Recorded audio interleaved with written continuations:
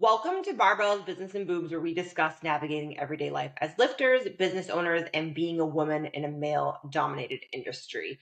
And today we are going to talk about something that is very prevalent in the female social media fitness world. OnlyFans. Woo!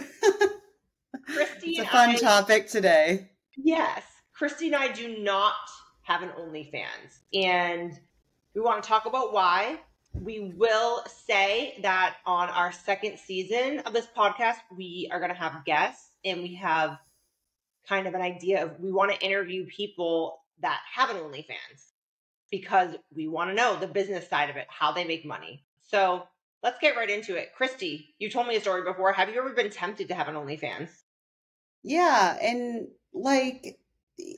just to kind of go off kind of what you were just saying too, like kind of put a disclaimer out there because it can be a touchy subject of we don't want to act like since we don't have OnlyFans and you're going to find out, the reasonings why. I don't want people to ever get offended or like we're passing judgment.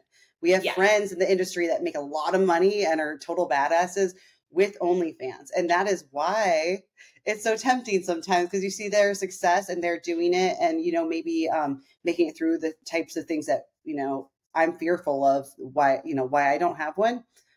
So just want to say that it's just a coincidence that we both don't have one. So just wanted to put that out there before we start. So don't cancel us, please.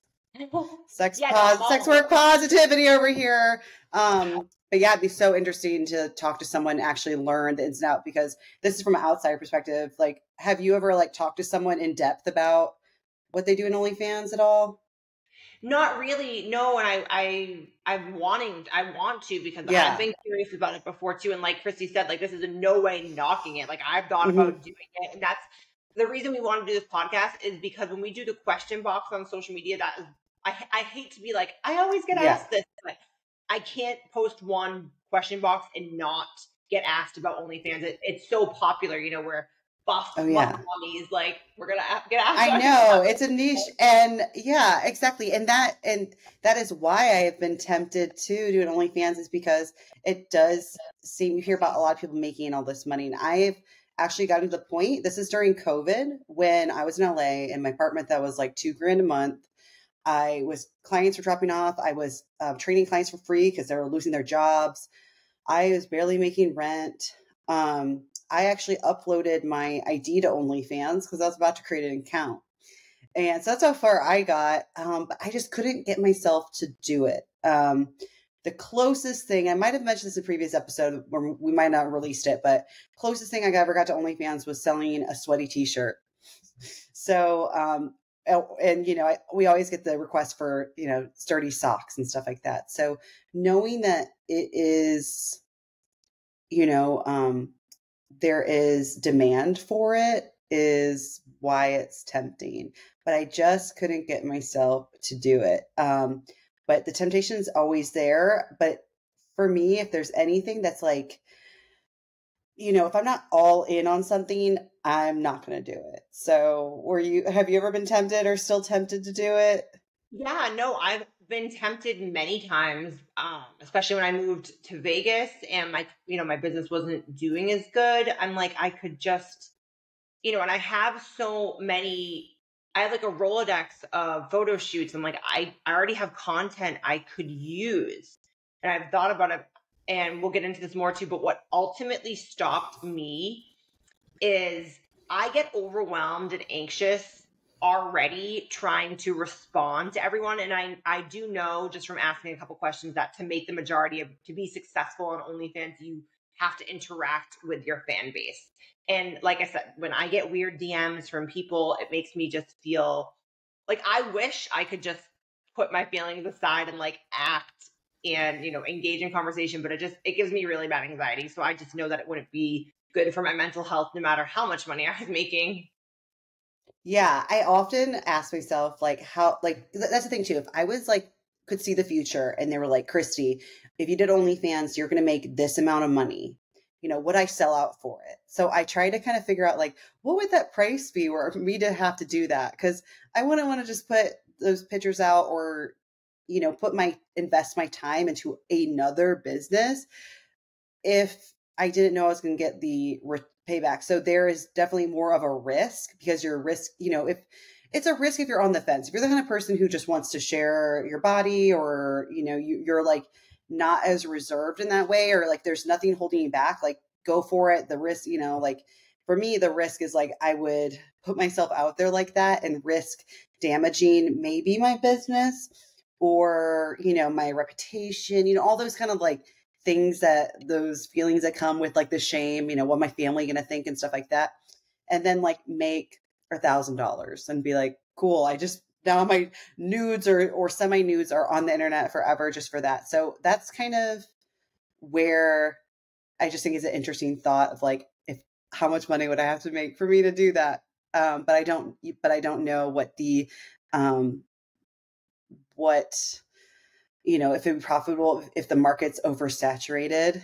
And like you said, like I get anxious, I get like grossed out, like by people who DM me or want my attention or are sexual in that way. So I feel like I'd have to hire someone to respond to people. Yeah, I know. I also, on one of the positives, and again, when we have a guest on, I want to ask them about this, but someone told me the other day that people that do really well on OnlyFans, so there's actually an account here in Vegas that I met that specializes in helping people with OnlyFans write-offs. And it's like you can have a car, a boat, and like if you make content on it, you can write it off. Oh my gosh. See, like I wonder what my accountant would think about that. I'm like, she won't let me like write off my hair. So I'm like, no. That's funny. And something we can talk about too is like, okay, so we both have businesses and we're both marketing towards our target audience, which oftentimes are women, who want to do the same things as us. So like marketing towards men in that way could take away from our businesses. So that's also something that holds me back. Also thinking about if my client's husband like followed me, how like awkward that would be for them. But like, we both do sexy photo shoots and post sexy pictures. So, I'm not saying like, oh, we're better because we don't, there's not behind a paywall, but like it does bring on a certain type of attention, even if we don't intend it to. Cause like, right. Yeah. So we've talked about this before, our social media, and like we both have done, fun photo shoots where we're showing a little bit more skin. And that's like it's not our target audience, males, we're going to get that attention, but it's also, we've noticed like with the algorithm stuff, like, yes, we might get a lot of likes and a lot of engagement, but didn't you say before, Christy, that you actually lost a lot of followers? Oh my God. Yeah. I'm going to have to take a screenshot of this and post it.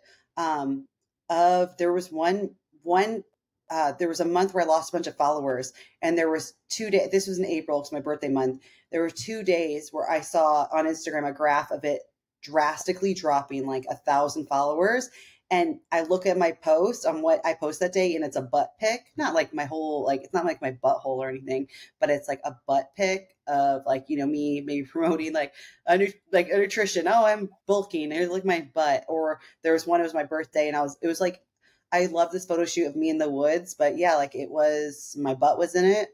I was in a bodysuit, but man, like so many followers. And I try to think like, yeah, like those got a lot of likes, but did I lose a lot of potential clients? But also it's like, do I care to have followers who are going to follow me because my butt? I don't know. Like if it was all about the likes, I would never post the butt pic, or it was all about like getting followers or not losing followers. I wouldn't post a butt pic, but like, I'm just going to post what I like. Right. But I do find myself sometimes when I do post those things, like me, like kind of regretting it because I'll just see like gross dudes commenting. And I'm like, this is the attention I was asking for. Like, but I still like the photo, and it like they're like, if you do a photo shoot like that, it's like artistic process. You like pick out your outfit, you do your makeup, you're working with a really cool photographer, you probably go to a cool location. Like, so it's like fun and you want to show it off. But I don't like the type of attention I get online. So I don't post them as often anymore, but yeah, it's not good for my follower count, I've realized. And I'm like, I hope those aren't like my, future clients or potential future clients who just like hate me now because I posted my butt, but also it's like, hey, like we're still surviving out here. Throw in a butt pic every now and then. It's okay. It's interesting that you actually have the data. Like you said in April when you posted, you saw it going down. So Mm-hmm. I haven't done that experiment. I kind of want to because I'd be very curious to see what happens now. So I remember when I first did like my first like risque photo shoot a couple years ago, I kept I'd post it because I was proud of the pictures. I thought it was, it was my first time feeling confident, but I would put like in the caption, like almost apologizing, like, sorry, I'm sharing this. And then other women would call me out and say, like, don't apologize, own it. So I started doing that. And so I think in some regards, I don't have numbers like you do. I don't know if it's helped or hurt my business because I've often had times I had like a client that was a friend come to me who wanted to do strength training and her goal wasn't to compete. It was to do a photo shoot like I did. So it's really tough for me to say. So I see, pros and cons to both. But yeah, and like like just remembering the reasoning behind like us doing it. I started doing those photo shoots to try to increase my confidence because you see a lot of those photos online already. And you're like, those women are beautiful. I wonder if I could be that confident or exude that confidence and like look like that in a photo shoot setting. So you kind of have to do it to experience that. Yeah. And so I did a lot of that, like within the last couple of years. And what I found out was like, oh yeah, I can be like that. But also I found out like I didn't have the most fun modeling because it made me like I've never really gotten more like better at it. I was like I do it because it's fun, but every time I go in, I'm like I don't know what I'm doing. But it's kind of why I push myself to do that as well because I wanted to challenge myself in that way. It might sound weird because normally we challenge ourselves with weights, but just putting myself in a different area and trying to get better at it. So yeah, might have, because I love fitness photo shoots, but like anything outside of that, I'm like, I don't know what to do with my hands. So it is like a skill I'm trying to improve upon. Yeah, it's interesting you say that because like I can like lift and take pictures lifting all day, and I have gotten better at fitness photo shoots. I mean, at like more like sexy photo shoots, because I'll look back and I was so awkward. Now I'm more confident. And so that's kind of cool to see. Like we both said, we challenge ourselves. And if you skim through Christy and I's Instagram, you'll see that we have a wide range of content, which I love personally. So I just have kind of a funny side story about OnlyFans. So my stepdad owns an auto body shop in Boston, and he's Italian. He is the least tech savvy person you'll ever meet. He has a flip phone still. He doesn't understand what Instagram is. He thinks it's instant grandma. Literally said that to me. Oh my gosh. So about 2 years ago in 2020, when OnlyFans was starting to be more popular and prevalent because of, the time we were in with the pandemic, he came home one day and I was visiting my family and he said, Britt, I have a really good money-making idea for you. And I said, okay, Dad, what is it? He said, a client of mine that always gets his truck fixed said that he follows you on Instagram and says that you would be awesome on OnlyFans and you could bring in as much money as his friend does. And she brings in this much. And I forget what the number was, but I was sitting down and my mom like laughed because I had talked to her about OnlyFans. And I was like, Dad, do you know what OnlyFans is? And he's like, yeah, you would just post what you post on Instagram, like your lifting stuff and all this stuff. And I was like, no, Dad, it's actually more like, kind of exposing yourself and being a little more provocative. And he was like, oh, I didn't know that. So I was just to show you. Oh my gosh, that's so funny. I can't believe that person had like the balls to like tell your dad that. But I think that goes into, I know Chrissy feels this way. We've talked about it, but that another reason why we don't have one is like, I wouldn't want I always think about when I post something online, like, would I want my mom or my future kid to see this? And I wouldn't, and again, I could be wrong, but I think to do really well on OnlyFans, you do have to be a little more provocative. And what I've done on Instagram is almost, even for me, some of the pictures, I'm like, okay, that was a little bit too far. Like, that's my whole ass. You can see like my nipple. So I wouldn't be comfortable. And I really wouldn't want, that to be my persona. I wouldn't want like I said, I always think about my future kids, and I wouldn't want them to be able to dig that up, because I feel like once you post it, even if you delete your account, like it's still out there. Right. And also like for, my relationship with, I've never gotten this far to actually talk to you about it, like actually seriously with Gary, it's just like joking around, but I share so much of my life online. It's like, do I have to share everything? That it could be just something I share with, my partner.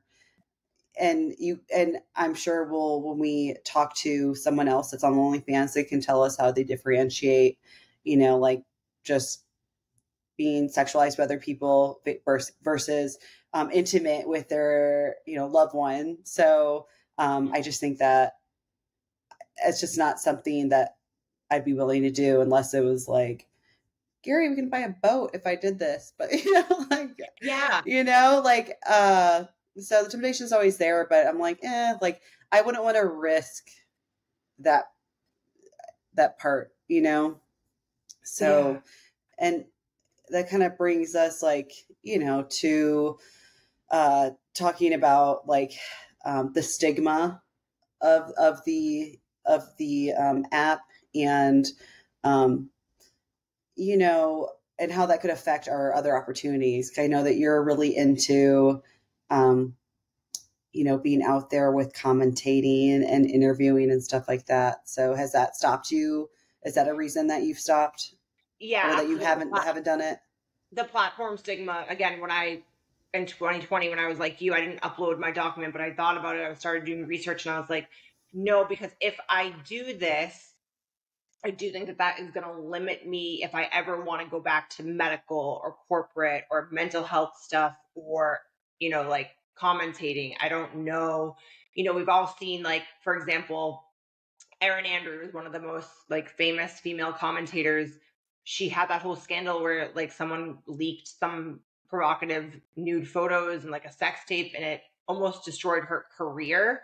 So I just don't. And again, I don't know. I don't have a magic crystal ball. Like you want one to see how much money you've made. Mm-hmm. I would love to be able to be like, okay, if I do this, will it limit opportunities, or will I gain opportunities? Because there's a pro and con to everything. So for me, I kind of would say overall, for the theme of everything, like I went with my intuition, and something just told me it wasn't right for me. Mm-hmm. Yeah, if there's like that little inkling, like there's like a little voice or so, like something keeping me from it, I'm not gonna just like jump into it. I'm exactly like you in that way, and I kind of hope that, because the thing is that we know fitness, you know, uh, women in fitness who are on OnlyFans who have successful careers in. I know someone it has a successful career. I think she's at like an ICU nurse or Wow. something. And then we also have another friend who's a mother. Um, and all she does is OnlyFans, super, super successful on there. A lot of collaborations. It's a lot more that goes into it than just posting nudes if you're successful on it. But these people, they are able to balance, their careers and their personal life. So I know it's possible. But who knows? Maybe they've actually run into certain complications with it as well. We just don't know that. So that's why I'd love to interview people like that, to kind of see if the stigma of the platform has, you know, affected their careers at all. Because and their careers and relationships are just so important. That's for me. That's why I just don't really want to risk it. And if you're listening and you've dabbled with it and would be open to talking about it, we would, leave us a comment, reach out to us, because like I said, next season we would love. I'm very curious. Like I cannot wait for that episode, because I want to know numbers. I want to see how much work. But Yeah. another point, and Christy and I, our last episode, if you listen to what was the name of our last the social media one, we talked Yeah. about time commitment, and Yes. like OnlyFans is a huge time commitment, because like I said, you have to engage, and Christy and I are both so busy with like clients and other obligations that I wouldn't be willing to sacrifice my current business to start a new one. Mm-hmm. Something that's interesting that I just was listening to with the Flex Lewis and the Larry Wheels podcast, that kind of makes me think of just values in general. Because, no judgment on anyone as OnlyFans, because I've obviously entertained the idea. But I do think that if you are subscribing to an OnlyFans or any kind of cam girl content, that like, yes, it's your responsibility to make sure that's not affecting your daily life, because porn addiction and addiction to OnlyFans, some people might say it might help people's lives because it cures kind of a little bit of loneliness, but also some people might say it helps an addiction. And this makes me think of the Flex Lewis podcast with Larry Wheels. He said he was spending 5 figures a day. He didn't say exactly how much. That could be like $10,000 to $100,000 a day on cam sites. He didn't say OnlyFans, but that blew my mind because it just shows that how much of an addiction it becomes to some people. But I do think that does fall on that consumer. But as someone who creates the content, is that something you think about while you're doing that? Or do you feel like you're helping, hurting, or you're just, neutral? You're kind of giving a product that is in demand. Is there a moral, an ethical type of dilemma here, or does that kind of just fall on the person with the addiction? I just thought that was crazy. Like 5 figures a day. That's a lot of money. I know. I'm like, man, that must be nice. But it's just an interesting topic. Yeah, I'll definitely listen to that episode. And I think it's important to mention that since the dawn of time, sex is always going to sell, right?